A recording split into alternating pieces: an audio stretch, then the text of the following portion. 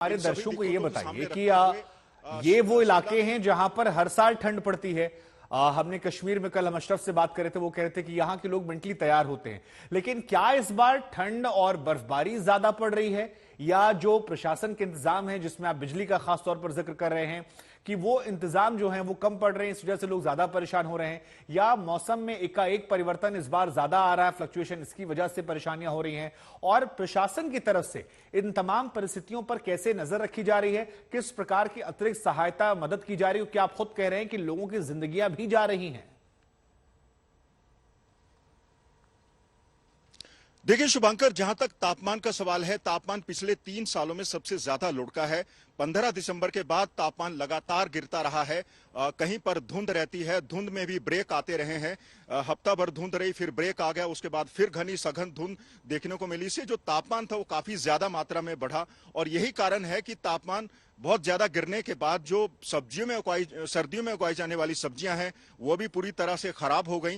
किसान परेशान है। हालांकि ये जो बर्फबारी है ये सेब के बगीचों के लिए या सेब की पैदावार के लिए अच्छी मानी जाती है, लेकिन इस अचानक पड़ने वाली ठंड से लोगों की मुश्किलें बढ़ी हैं। हालांकि बर्फबारी होना पहाड़ों में एक आम बात है, लेकिन अब की बार जो सर्दियां हैं वो कुछ रहस्यमय तरीकों से आ रही हैं, क्योंकि आप बात कर लीजिए बड़े दिन की, यानी क्रिसमस के दिन की। क्रिसमस के दिन व्हाइट क्रिसमस की उम्मीद की जा रही थी, बर्फ नहीं गिरी। नए साल पे मौके पर भी बर्फ नहीं गिरी, लेकिन अचानक दूसरे हफ्ते में बर्फबारी हो जाती है, रुक रुक कर बर्फबारी होती है, और उसके बाद जो दिक्कतें हैं वो आगे बढ़ना निश्चित है। क्योंकि सरकार की बात करें, हालांकि जो कबायली इलाके हैं वहां पर जो राशन है वो 3-4 महीने पहले ही उसको स्टोर कर लिया जाता है, सरकार तैयार रहती है, लेकिन फिर भी कुछ ऐसी आपदाएं होती हैं, ऐसी दिक्कतें हैं जिसको सरकार को जूझना पड़ता है। जैसे आप सड़कों की बात कर लीजिए, सड़कों में अचानक ज्यादा बर्फबारी होने से मार्ग अवरुद्ध हो जाते हैं।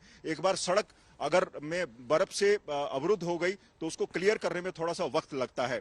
हालांकि अटल टनल खुल जाने से लाहौल स्पीति के लोगों को बहुत बड़ा फायदा हुआ है। साल भर के लिए अब ये जो मार्ग है वो खुला रहता है, लेकिन कई ऐसे इलाके हैं जहां हिमाचल प्रदेश के जहां पे अभी भी संपर्क मार्ग नहीं है या हैं तो कच्चे हैं, वहां पर दिक्कतें बहुत ज्यादा बढ़ जाती है। बिजली के कट लग रहे हैं, बहुत लोग परेशान हैं। हमने हिमाचल प्रदेश के कई शहरों में देखा कि लगभग ब्लैकआउट है, लेकिन वहीं कहीं ना कहीं ये जो बर्फबारी है, फ्रेश स्पेल ऑफ स्नोफॉल है, ये पर्यटन उद्योग के लिए कहीं ना कहीं एक खुशी की और राहत लेकर आया है। क्योंकि हम देख रहे थे कि नया साल जैसे आया तो धीरे धीरे होटलों की ऑक्यूपेंसी गिर रही थी और 30% तक पहुंच गई थी, लेकिन अचानक आज हमने कई होटल उद्यमियों से बातचीत की तो कह रहे हैं कि अब एक बार फिर से ऑक्यूपेंसी 60-70% तक चली गई है। तो पर्यटन उद्यमियों में काफी खुशी है। वहीं जो पर्यटक हैं देश के कई हिस्सों से बड़ी संख्या में इन इलाकों में पहुंच रहे हैं, चहलकदमी देखी जा सकती है। बिल्कुल बिल्कुल, मंजीत आप बने रहिए हमारे साथ, आपके साथ लगातार हम चर्चा कर रहे हैं।